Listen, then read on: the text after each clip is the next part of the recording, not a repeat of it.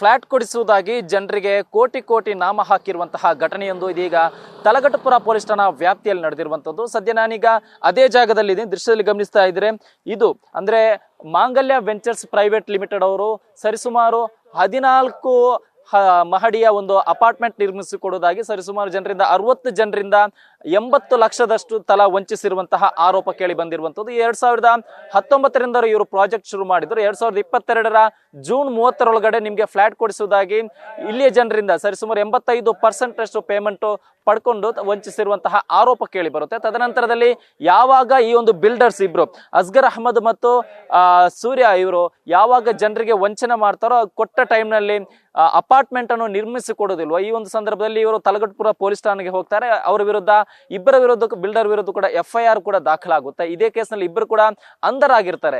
ತದನಂತರದಲ್ಲಿ ಇವರು 2 ತಿಂಗಳ ನಂತರ ಜೈಲಿನಲ್ಲಿದ್ದು ಹೊರ ಬರ್ತಾರೆ. ಈ ಒಂದು ಸಂದರ್ಭದಲ್ಲಿ ಕೋರ್ಟ್ ನಲ್ಲಿ ಅವರು ಒಂದಿಷ್ಟು ಪಾಯಿಂಟ್ಸ್ ಅನ್ನು ಇಡ್ತಾರೆ. ಕೋವಿಡ್ ಟೈಮ್ ನಲ್ಲಿ ನಮಗೆ ಸರಿಯಾದ ರೀತಿಯಲ್ಲಿ ಕನ್ಸ್ಟ್ರಕ್ಷನ್ ಮಾಡಲು ಸಾಧ್ಯ ಆಗಿಲ್ಲ ಅನ್ನೋ ರೀತಿಯಲ್ಲಿ ಒಂದಿಷ್ಟು ಪಾಯಿಂಟ್ ಅನ್ನು ಇಟ್ಟು ಬೇಲ್ ಪಡೆದುಕೊಳ್ಳುವಂತಹ ಒಂದು ಕೆಲಸವನ್ನು ಮಾಡ್ತಾರೆ. ತದನಂತರದಲ್ಲಿ ಯಾರು ದುಡ್ಡು ಕೊಟ್ಟಿದ್ರು ಅವರಿಗೆ ಭರವಸೆಯನ್ನು ಕೊಡ್ತಾರೆ. ಒಂದಷ್ಟು ದಿನದಲ್ಲಿ ಮತ್ತೆ ನಿಮಗೆ ಫ್ಲಾಟ್ ಕೊಡಿಸುವುದಾಗಿ ಭರವಸೆಯನ್ನು ಕೊಡ್ತಾರೆ. ಬಟ್ ಆ ಒಂದು ಭರವಸೆ ಕೊಟ್ಟು ಮತ್ತೆ 3 ವರ್ಷ ಆದ್ರೂ ಕೂಡ ಇದೀಗ ಅತ್ತ ಫ್ಲಾಟು ಇಲ್ಲದೆ ಇತ್ತ ದುಡ್ಡು ಇಲ್ಲದೆ ಜನರು ಕಂಗಾಲಾಗಿರುವಂತದ್ದು. ಒಟ್ಟು 14 ಮಹಡಿಯ ಅಪಾರ್ಟ್ಮೆಂಟ್ ಇದೆ. ಸರಿಸುಮಾರು 140ಕ್ಕೂ ಅಧಿಕ ಫ್ಲಾಟ್ಗಳಿದೆ. ಇಲ್ಲಿಯ ಜನರು ಸರಿಸುಮಾರು 60 ಜನರು 80 ಲಕ್ಷಕ್ಕೂ ತಲಾ 80 ಲಕ್ಷಕ್ಕೂ ಅಧಿಕ ಹಣವನ್ನು ಕೊಟ್ಟು ಅತ್ತ ಫ್ಲಾಟು ಇಲ್ಲದೆ ಇತ್ತ ಹಣವೂ ಇಲ್ಲದೆ ಜನರು ಕಂಗಾಲಾಗಿರುವಂತದ್ದು. ಇತ್ತ ಮೋಸ ಹೋದ ಜನರನ್ನು ಮಾತನಾಡಿಸ್ತಾ ಹೋಗ್ತೇನೆ. ಸರ್, ಯಾವಾಗ ಅವ್ರು ನಿಮ್ಮನ್ನು ಕಾಂಟ್ಯಾಕ್ಟ್ ಮಾಡಿದ್ರು, ನೀವೆಷ್ಟು ದುಡ್ಡು ಕೊಟ್ರಿ? ಸರ್, ಇದು ಕಾಂಟ್ಯಾಕ್ಟ್ ಅಂತ ಅವರೇ ಮಾಡಿದ್ದಲ್ಲ. ನಾವು ಸಹ ವೆಬ್ಸೈಟ್ಸು ಮತ್ತು ಎಲ್ಲ ತುಂಬ ಕಡೆ ಇವತ್ತಿಗೂ ಅದು ಅವೈಲೇಬಲ್ ಇದೆ. ಎಲ್ಲ ವೆಬ್ಸೈಟ್ಸಲ್ಲಿ ನೀವು ನೋಡ್ಬೋದು. ಮಾಂಗಲ್ಯ ವೆಂಚರ್ಸ್ ಪ್ರೈವೇಟ್ ಲಿಮಿಟೆಡ್ ಅಂತ ಹೇಳ್ಬಿಟ್ಟು, ಮಾಂಗಲ್ಯ ಪಾರ್ಕ್ ಅವೆನ್ಯೂ ಅಂತ ಪ್ರಾಜೆಕ್ಟ್ ಹೆಸರು. ಇವರ ಅಡ್ವರ್ಟೈಸ್ಮೆಂಟ್ಸ್ ಎಲ್ಲ ನೋಡಿಬಿಟ್ಟು ನಾವು ಬಂದು ಇವ್ರನ್ನ ಅಪ್ರೋಚ್ ಮಾಡ್ತೀವಿ. ಕಾಮನ್ ಡೋರ್ ಅಂತ ಒಂದು ಕಂಪನಿ ಕಡೆಯಿಂದ ಇಲ್ಲಿ ಅಡ್ವರ್ಟೈಸ್ಮೆಂಟ್ಸು ಮತ್ತು ಇದೆಲ್ಲ ನಡೀತಾ ಇರುತ್ತೆ, ಮಾರ್ಕೆಟಿಂಗ್ ನಡೀತಾ ಇರುತ್ತೆ. ಇವ್ರ ಹತ್ರ ಎಲ್ಲ ಮಾತಾಡಿದಾದ್ಮೇಲೆ ನಾವು ಈ ಪ್ರಾಜೆಕ್ಟ್ಸ್ನ ಅವರು ತೋರಿಸಿರೋ ರೀತಿ ತುಂಬ ಚೆನ್ನಾಗಿದೆ. ಸೊ ನಾವು ತುಂಬ ಹ್ಯಾಪಿಯಾಗಿ ಇದಕ್ಕೆ ದುಡ್ಡು ಕೊಡ್ತೀವಿ, ಅಡ್ವಾನ್ಸ್ ಮಾಡ್ತೀವಿ. ಸೊ ಫಸ್ಟ್ ನಾವು 3 ಲಕ್ಷ ಫಸ್ಟ್ ಅಡ್ವಾನ್ಸ್ ಮಾಡಿ ಅದನ್ನು ಬುಕ್ಕಿಂಗ್ ಮಾಡ್ತೀವಿ. ಆಮೇಲೆ ಅವರು ಅಗ್ರಿಮೆಂಟ್ಸ್ನ ಫಾಲ್ಸಿಫೈ ಮಾಡ್ತಾರೆ. ರೇರಾ ಏನು ಹೇಳುತ್ತೆ ಅಗ್ರಿಮೆಂಟ್ ಹೇಗಿರಬೇಕು ಅಂತ ಹಾಗೆ ಮಾಡ್ದಿರಾ ಅವ್ರೇನು ಮಾಡ್ತಾರೆ, ಅವ್ರದ್ದೇ ಆಗಿರೋ ಥರ ಒಂದು ಅಗ್ರಿಮೆಂಟ್ಸ್ ಮಾಡಿ ಆ ಅಗ್ರಿಮೆಂಟ್ಸಲ್ಲಿ ಕಂಪ್ಲೀಷನ್ ಸ್ಟೇಜ್ ಪ್ರಕಾರ ಅವ್ರು ತೊಗೋಬೇಕು. ಎಷ್ಟು ಪರ್ಸೆಂಟೇಜು ವರ್ಕ್ ಆಗಿದೆಯೋ ಆ ಪ್ರಕಾರ ಅವ್ರು ದುಡ್ಡು ತೊಗೋಬೇಕು. ಬಟ್ ಆಗ ತೊಗೊಳ್ಳಲ್ಲ ಅವರು. ಅವ್ರ ಅಗ್ರಿಮೆಂಟ್ಸಲ್ಲಿ ಏನು ಮಾಡ್ತಾರೆ ಅಂದರೆ ಕಮೆನ್ಸ್ಮೆಂಟ್ ಆಫ್ ದ ಫ್ಲೋರ್ಗೆ ತೊಗೊಳಕ್ಕೆ ಶುರು ಮಾಡ್ತಾರೆ.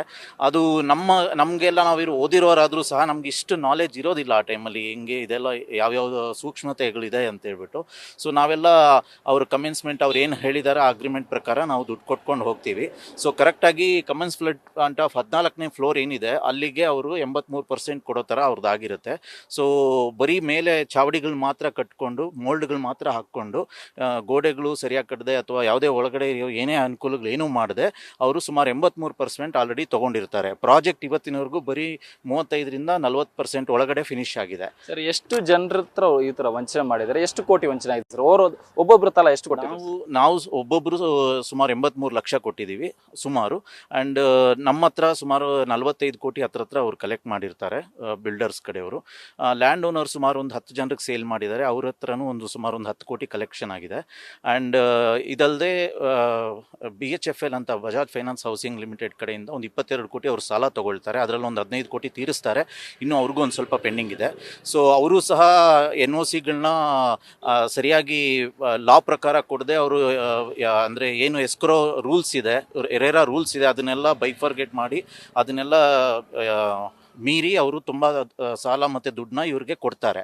ಸೊ ಹಾಗೆ ಕೊಡೋದ್ರಿಂದ ಇವ್ರೇನು ಮಾಡ್ತಾರೆ, ಬಂದಿರೋ ದುಡ್ಡನ್ನೆಲ್ಲ ಇವ್ರು ಯೂಸ್ ಮಾಡಿಕೊಂಡು ಸೊ ಅವ್ರ ಹಳೆ ಪ್ರಾಜೆಕ್ಟ್ಸ್ಗಳೇನಿದ್ದಾವೆ, ಇದಕ್ಕೆ ಮುಂಚೆ ಅವ್ರು ಮಾಡಿರೋಂಥ ಪ್ರಾಜೆಕ್ಟ್ಸಲ್ಲಿ ತುಂಬ ಪ್ರಾಬ್ಲಮ್ಸ್ ಇರುತ್ತೆ, ಅದನ್ನೆಲ್ಲ ಅವ್ರು ತೀರಿಸ್ಕೊಂಡು ನಮ್ಮ ಪ್ರಾಜೆಕ್ಟ್ನ ಇಷ್ಟಕ್ಕೆ ತಂದು ನಿಲ್ಲಿಸ್ಬಿಡ್ತಾರೆ.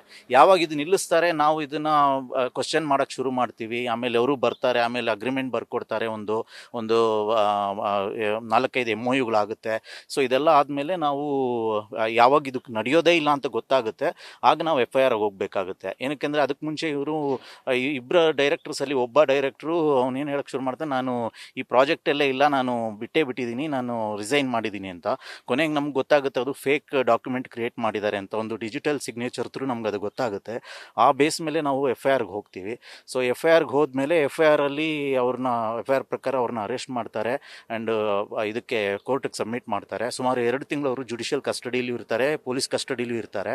ಕೊನೆಗೆ 2 ತಿಂಗಳಾದರೂ ಸಹ ಅಲ್ಲಿ ಚಾರ್ಜ್ ಶೀಟ್ ಆಗೋದಿಲ್ಲ ಪೊಲೀಸರ ಕಡೆಯಿಂದ.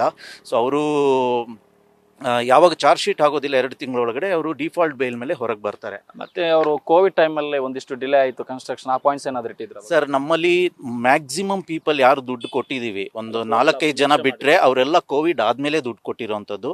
ಇದಕ್ಕೂ ಕೋವಿಡ್ಗೂ ಯಾವುದೇ ಥರ ಸಂಬಂಧ ಇಲ್ಲ. ಕೋವಿಡ್ಸ್ ಟೈಮಲ್ಲಿ ಅವರು ಶುರು ಆಗಿದ್ದಾರೆ, ಅವರು ಪ್ರಾಬ್ಲಮ್ಸ್ ಮಾಡ್ಕೊಂಡಿದ್ದಾರೆ. ನಿಜ ಹೇಳಬೇಕಂದ್ರೆ ಬೇರೆ ಬೇರೆ ಪ್ರಾಜೆಕ್ಟ್ಸಲ್ಲೆಲ್ಲ ಪ್ರಾಬ್ಲಮ್ ಮಾಡ್ಕೊಂಡಿದ್ದಾರೆ. ಕೋವಿಡ್ ಆದಮೇಲೆ ನಾವು ತುಂಬ ಜನ ದುಡ್ಡು ಇಲ್ಲಿ ಕೊಟ್ಟಿರೋದು, ಒಂದು 4-5 ಜನ ಬಿಟ್ಟರೆ. ಸೊ ಎಲ್ಲ ದುಡ್ಡು ಕೋವಿಡ್ ಮುಂಚೆ ಆಗಿರುವಂಥ ಅವ್ರ ಪ್ರಾಬ್ಲಮ್ಸ್ನೆಲ್ಲ ತೀರಿಸ್ಕೊಳ್ಳೋಕ್ಕೆ ಅವರು ಯೂಸ್ ಮಾಡ್ಕೊಂಡಿದ್ದಾರೆ, ಮತ್ತು ಬೇರೆ ಬೇರೆ ಪ್ರಾಜೆಕ್ಟ್ಗೆ ಡೈವರ್ಟ್ ಮಾಡ್ಕೊಂಡಿದ್ದಾರೆ. ಸೊ ರೇರಾ ರೂಲ್ಸ್ ಪ್ರಕಾರ ಒಂದು ಪ್ರಾಜೆಕ್ಟ್ಗೆ ಅಂತ ದುಡ್ಡು ಕಲೆಕ್ಟ್ ಮಾಡಿದ್ರೆ ಅದು ಎಸ್ಕ್ರೋ ಅಕೌಂಟ್ ಅಂತ ಇರುತ್ತೆ, ಅದರಲ್ಲೇ ಇರಬೇಕು. ಅದರಿಂದ ಒಂದು 70% ಅಮೌಂಟ್ನ ಅವರು ಪ್ರಾಜೆಕ್ಟ್ಗೆ ಯೂಸ್ ಮಾಡ್ಕೋಬೇಕು. ಬಟ್ ಇದು ಯಾವುದು ನಡೆಯೋದಿಲ್ಲ. ಸೊ ಎಲ್ಲ ಫಾಲ್ಸ್ ಡಾಕ್ಯುಮೆಂಟ್ಸ್ ಎಲ್ಲ ಕೊಟ್ಬಿಟ್ಟು ಅವರು ರೇರಾಗೆಲ್ಲ ಸಬ್ಮಿಟ್ ಮಾಡಿ ಅವರು ಇದನ್ನು ದುಡ್ಡನ್ನ ಕಲೆಕ್ಟ್ ಮಾಡ್ಕೊಳ್ತಾರೆ. ಓಕೆ ಸರ್, ಈಗ ಅದಾದ್ಮೇಲೆ ಈಗ ಅವ್ರನ್ನ ಕಾಂಟ್ಯಾಕ್ಟ್ ಮಾಡುವಂತಹ ಒಂದು ಕೆಲಸ ಮಾಡಿದ್ರ, ಏನಂತಾರೆ ಸರ್? ನಾವು ಇಲ್ಲಿ ಕಾಂಟ್ಯಾಕ್ಟ್ ಮಾಡ್ಲಿಕ್ಕಂತ ಬಂದರೆ ಆಫೀಸ್ ಪ್ಲೇಸ್ ಎಲ್ಲ ಲಾಕ್ ಆಗಿದೆ. ಕಳೆದ 2 ವರ್ಷದಿಂದ ನಮಗೆ ಯಾರು ಮುಖತಾಗಿ ಸಿಗ್ತಾ ಇಲ್ಲ, ಆಫೀಸೇ ಇಲ್ಲ. ನೀವೆಲ್ಲ ನೋಡಿರ್ಬೋದು, ಈಗ ಗೇಟಿಗೆ ಲಾಕ್ ಹಾಕಿದ್ದಾರೆ. ಆಮೇಲೆ ಇದು ನಮಗೆ ಆಲ್ಮೋಸ್ಟ್ 2 ವರ್ಷದಿಂದ ಇಲ್ಲಿ ಎಲ್ಲ ಸ್ಟಾಪ್ ಆಗಿದೆ. ಕನ್ಸ್ಟ್ರಕ್ಷನ್ ಇಲ್ಲ, ನಮಗೆ ಒಳಗಡೆ ಬಿಡೋದು ಇಲ್ಲ, ಏನೂ ಇದಿಲ್ಲ. ಸದ್ಯಕ್ಕೆ ನಮ್ಮ ಮತ್ತೊಬ್ಬರು ಬೈಯರ್ ಹೇಳಿದಾಗೆ ನಾವು ಒಂದು ನ್ಯಾಯ ಇದಕ್ಕೆ ಹೋಗಿದ್ದೇವೆ, ಅಥಾರಿಟಿಗೆ. ಅಲ್ಲಿಂದ ಸಹ ನಾವು ನಮ್ಮ ರಿಕ್ವೆಸ್ಟ್ ಅಂದರೆ ಆದಷ್ಟು ಬೇಗ ನಮಗೆ ನ್ಯಾಯ ಸಿಗಬೇಕು. ಯಾರ್ಯಾರು ಅವರ ಕಷ್ಟಪಟ್ಟ ಹಣನೆಲ್ಲ ಕೊಟ್ಟಿದ್ದಾರೆ, ಇಲ್ಲಿ ನೋಡ್ಬೋದು ತುಂಬ ಜನ ಸೀನಿಯರ್ ಸಿಟಿಸನ್ಸ್ ಇದ್ದಾರೆ. ಅವರು ದೊಡ್ಡ ಅಮೌಂಟ್ಗಳು, ಸಣ್ಣ ಸಣ್ಣ ಅಮೌಂಟ್ ಅಲ್ಲ, ಅವರ ರಿಟೈರ್ಮೆಂಟ್ ಮನಿಯನ್ನೆಲ್ಲ ಹಾಕಿ ಒಂದು ಮನೆ ಮಾಡಬೇಕಂತೇಳಿ ದುಡ್ಡು ಕೊಟ್ಟಿದ್ದಾರೆ. ಆದರೆ ಇವತ್ತುವರೆಗೆ ಅವ್ರಿಗೆ ಮನೆ ಸಿಕ್ಕಿಲ್ಲ. ಇಲ್ಲಿ ಇನ್ನೂ ಕೆಲವರು ಅಂತ ಹೇಳಿದರೆ ಫಸ್ಟ್ ಟೈಮ್ ಬೈಯರ್ಸ್ ಇದ್ದಾರೆ. ಪಾಪ ಅವರು ಎಲ್ಲ ಕಷ್ಟಪಟ್ಟು ಸಾಲ ಮಾಡಿ ನಮ್ಮದೊಂದು ಫ್ಲ್ಯಾಟ್ ಬೇಕಂತ ತೊಗೊಂಡಿರೋದು. ಆ ಕಡೆ EMIನೂ ಕಟ್ಟಬೇಕು, ಈ ಕಡೆ ಮನೆ ಬಾಡಿಗೆನೂ ಕೊಡಬೇಕು. ಇಲ್ಲಿ ಇದ್ದಿರೋ ಅವರ ಉಳಿಸಿರೋ ಹಣ ಸಹ ಇಲ್ಲಿ ಕೊಟ್ಟುಬಿಟ್ಟಿದ್ದಾರೆ. ಹಾಗಾಗಿ ಎಲ್ಲರೂ ಸಹ ತುಂಬ ಮಾನಸಿಕವಾಗಿ ಹಾಗೂ ಫೈನಾನ್ಷಿಯಲಿ ತುಂಬ ನೊಂದ್ಕೊಂಡಿದ್ದಾರೆ. ಇದಕ್ಕೆ ಯಾವಾಗ ನ್ಯಾಯ ಸಿಗ್ತದೆ ಏನನ್ನೋದೇ ನಮ್ಮ ಒಂದು ಆಶಯ. ಆದಷ್ಟು ಬೇಗ ನಮಗೆ ನ್ಯಾಯ ಸಿಗಬೇಕು. ಆಲ್ರೆಡಿ 3-4 ವರ್ಷ ಆಗೋಗಿದೆ. ಇದರ ಪ್ರತಿಯೊಬ್ಬರಿಗೂ ಅರ್ಥ ಆಗ್ತದೆ, ಸಾಲ ಮಾಡಿ ಮನೆ ತಗೊಳ್ಳುವಾಗ ಎಷ್ಟು ಕಷ್ಟ ಆಗ್ತದೆ, ಎಷ್ಟು ಬರ್ಡನ್ ಆಗ್ತದೆ ಅಂಥೇಳಿ. ಹಾಗೂ ನಮ್ಮ ಉದ್ಯೋಗದಲ್ಲೂ ಸಹ ತುಂಬ ಹಿನ್ನಡೆಗಳು ಆಗ್ತಾ ಇದೆ. ನಾವು ಆಗಾಗ ಕೋರ್ಟಿಗೆ ಹೋಗಬೇಕು, ಆಗಾಗ ಬಂದು ಇಲ್ಲಿ ಸೈಟಲ್ಲಿ ನೋಡಬೇಕು. ಹಾಗಾಗಿ ಉದ್ಯೋಗ ಎಲ್ಲ ರೀತಿಯಿಂದಲೂ ತುಂಬ ಅನಾನುಕೂಲತೆ ಆಗಿದೆ ಎಲ್ಲರಿಗೂ. ಸರ್, ನೀವೆಷ್ಟು ದುಡ್ಡು ಕೊಟ್ಟಿದ್ದೀರಿ ಸರ್? ನಾವು 60 ಲಕ್ಷವರೆಗೂ ಕೊಟ್ಟಿದ್ದೀವಿ. ಅದಕ್ಕೆ ತುಂಬ ಕಷ್ಟ ಆಗ್ತಾ ಇದೆ. ಮನೆ ಬಾಡಿಗೆ ಮತ್ತು ಇದು ಕೊಡಬೇಕಾದ್ರೆ ತುಂಬ ಕಷ್ಟ ಆಗ್ತಾ ಇದೆ. ಆದಷ್ಟು ಬೇಗನೆ ಈ ಪ್ರಾಬ್ಲಮ್ ಸಾಲ್ವ್ ಆಗಿಬಿಟ್ರೆ ತುಂಬ ಒಳ್ಳೆಯದು. ನಾನು ಇಲ್ಲಿ ತೊಗೊಂಡಿರೋ ಒಬ್ಬ ಫ್ಲ್ಯಾಟು ಓನರೇ. ನಂದು ಫಸ್ಟ್ ಟೈಮ್ ಬಯರ್ ಇದು. ನಾನು ಆ ಕಡೆ ರೆಂಟು ಕಟ್ತಾ ಇದ್ದೀನಿ. ನಿಮಗೆ ಗೊತ್ತು ಬೆಂಗಳೂರಿಗೆ ರೆಂಟ್ ಎಸ್ಕಲೇಷನ್ ಎಷ್ಟಾಗಿದೆ. ಈ ಕಡೆ ಇದನ್ನು EMIಯೂ ಕಟ್ತಾ ಇದ್ದೀನಿ, ಈ ಕಡೆ ಮನೆಯೂ ಕೊಡ್ತಾ ಇಲ್ಲ. ನಾವು ಕೇಳೋದಷ್ಟೇ, ನಮಗೆ ಎಷ್ಟು ಜಲ್ದಿಯಾಗಿ ನಮಗೆ ಮನೆ ಕೊಡಿಸ್ತಾರೋ ನಾವು ಅಷ್ಟು ಖುಷಿ ಪಡ್ತೀವಿ ಅಷ್ಟೇ. ಬೇರೆ ಇದೇನು ಅಪೇಕ್ಷೆ ಇಲ್ಲ. ನಮಗೆ ಮನೆ ಬೇಕು ಅಷ್ಟೇ. ಆದಷ್ಟು ಬೇಗ ಮನೆ ಕೊಡಿಸಿ ಅಂತ ಕೇಳ್ತೀವಿ ಸರ್. ಈ ಥರ ಆದಮೇಲೆ ನಿಮಗೆ ಇವರು ಬೇರೆ ಕಡೆ ಕೂಡ ಮೋಸ ಮಾಡಿದ್ರೆ ಏನೋ ಗೊತ್ತಾಯ್ತಾ? ಅಲ್ಲ, ಇದೇ ಫಸ್ಟ್ ಬಿಲ್ಡರ್ಸ್ ಬಗ್ಗೆ ಏನು? ಇದು ಅವರು ಮೋಸ ಮಾಡಿರೋದೇ ನಮಗೆ ಆಮೇಲೆ ಗೊತ್ತಾಯಿತು, ಫಸ್ಟೇ ಗೊತ್ತಾಗಲಿಲ್ಲ ಆಯಿತಾ. ಸೊ ಆಮೇಲೆ ಗೊತ್ತಾದ್ಮೇಲೆ ನಾವು ಪರ್ಸ್ನಲಾಗಿ ಮಾತಾಡಿದ್ವಿ, ಅವ್ರು ಹೇಳಿದ ಥರ ಮಾತಾಡಿದ್ವಿ. ಆಮೇಲೆ ಏನೂ ಆಗಿಲ್ಲ ಅಂತ ಅದಕ್ಕೆ FIR ಫೈಲ್ ಮಾಡಿ ಕೋರ್ಟ್ನ ನಂಬಿ ಇವಾಗ ಕೂತ್ಕೊಂಡಿದ್ವಿ. ರೀರಾ ಕೋರ್ಟಲ್ಲಿ ಇದು ನಡೀತಾ ಇದೆ, ನಂಬಿ ಕೂತ್ಕೊಂಡಿದ್ವಿ ಅವರು ನ್ಯಾಯ ಕೊಡ್ತಾರೆ ಅಂತ. ಇವಿಷ್ಟು ಇಲ್ಲಿಯ ಜನರು ಹೇಳ್ತಾ ಇರುವಂತಹ ಮಾತು. ಅಂದರೆ ಈ ಹಿಂದೆ ಕೂಡ ರೇರಾ ಏನು ಅಗ್ರಿಮೆಂಟ್ ಏನಾಗಿತ್ತು ಅಂದರೆ ರಿಯಲ್ ಎಸ್ಟೇಟ್ ಅಥಾರಿಟಿ ಒಂದು ಅಗ್ರಿಮೆಂಟ್ ಏನಿದೆ ಅದರ ಪ್ರಕಾರ ಈಗಾಗಲೇ ಇವರಿಗೆ 2024ಕ್ಕೆ ಇವರು ಕೈ ಸೇರಬೇಕಾಗಿತ್ತು. ಅಲ್ಲಿ ಕೂಡ ಆ ಒಂದು ಅಗ್ರಿಮೆಂಟ್ನ ಅವರು ಫಾಲೋ ಮಾಡಿ, ಅದರ ಜೊತೆಗೆ ಯಾವುದೋ ಒಂದು ಈ ರೀತಿಯ ಫ್ಲಾಟ್ ನಿರ್ಮಾಣ ಮಾಡುವಂತಹ ಸಂದರ್ಭದಲ್ಲಿ ಜನರು ಅಂದರೆ ಫ್ಲಾಟ್ ಓನರ್ ಏನಿರ್ತಾರೆ ಅವ್ರು ಕೊಟ್ಟಂತಹ ದುಡ್ಡು ಅದು ರೇರಾ ಅಕೌಂಟ್ನಲ್ಲಿ ಇರಬೇಕಾಗಿತ್ತು. ಬಟ್ ಅದನ್ನು ಕೂಡ ಅವರು ತಮ್ಮ ಅಕೌಂಟಿಗೆ ಟ್ರಾನ್ಸ್ಫರ್ ಮಾಡಿದ್ರು ಅನ್ನೋ ವಿಚಾರ ಕೂಡ ಇದೀಗ FIRನಲ್ಲಿ ಉಲ್ಲೇಖ ಆಗಿರುವಂಥದ್ದು. ಅಂದರೆ 2023ರಲ್ಲಿ ತಲಗಟ್ಪುರ ಸ್ಟೇಷನ್ ಒಂದು FIR ದಾಖಲಾಗಿತ್ತು. ಆ ಒಂದು FIR ಈ ಒಂದು ವಿಚಾರ ಉಲ್ಲೇಖ ಆಗಿರುವಂಥದ್ದು. ಮತ್ತೊಂದು ವಿಚಾರ ಏನಂದ್ರೆ ಯಾವಾಗ ಈ ಒಂದು ವಿಚಾರ ಕೋರ್ಟ್ ಹಂತಕ್ಕೆ ಸ್ಟೇಷನ್ನಿಂದ ನಂತರ ಕೋರ್ಟ್ ಹಂತಕ್ಕೆ ಹೋದಂಥ ಸಂದರ್ಭದಲ್ಲಿ ಇಲ್ಲೇ ಜನರಿಗೆ ಒಂದಿಷ್ಟು ವಿಚಾರ ಗೊತ್ತಾಗುತ್ತೆ. ಇವರು ಈ ರೀತಿಯಲ್ಲಿ ಮೋಸ ಮಾಡಿರೋ ಇದೆ ಮೊದಲಲ್ಲ, ಹಿಂದೆ ಕೂಡ ಒಂದಿಷ್ಟು ಜನರಿಗೆ ಮೋಸ ಮಾಡಿದ್ದಾರೆ. ಇವರು ಪ್ರಾಜೆಕ್ಟ್ ಎಲ್ಲವೂ ಕೂಡ ಅನ್ಫಿನಿಶ್ಡ್ ಆಗಿದೆ, ಯಾವುದು ಕೂಡ ಫಿನಿಶ್ಡ್ ಆಗಿಲ್ಲ ಅನ್ನೋ ವಿಚಾರ ಕೂಡ ಗೊತ್ತಾಗಿರುವಂಥದ್ದು.